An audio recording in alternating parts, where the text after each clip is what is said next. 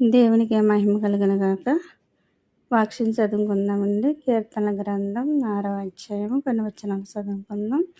యెహోవా, నీ కోపం చేత నన్ను గద్దింపకము, నీ ఉగ్రతతో నన్ను శిక్షింపకము. యెహోవా, నేను కృశించి ఉన్నాను, నన్ను కరుణించుము. యెహోవా, నా ఎముకలు అదరుచున్నవి, నన్ను బాగు చేయము. నా ప్రాణం బహుగా అదురుచున్నది. యెహోవా, నీవు ఎంతవరకు కరుణింపక ఎందువు? యెహోవా, తిరిగి రమ్ము, నన్ను విడిపింపుము. నీ కృపను బట్టి నన్ను రక్షింపుము.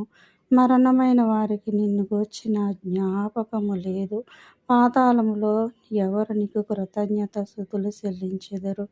నేను మూలుగుచు అలసి ఉన్నాను. ప్రతి రాత్రియు కన్నీరు విడుచుచు నా పరుపు తేలజేయుచున్నాను. నా కన్నీళ్ల చేత నా పడక కొట్టుకుని పోచున్నది. విచారం చేత నా కన్నులు గుంటలు పడుచున్నవి. నాకు బాధ కలిగించే వారి చేత అవి చివికి ఉన్నవి. యెహోవా నా రోదన ధ్వని విని ఉన్నాడు.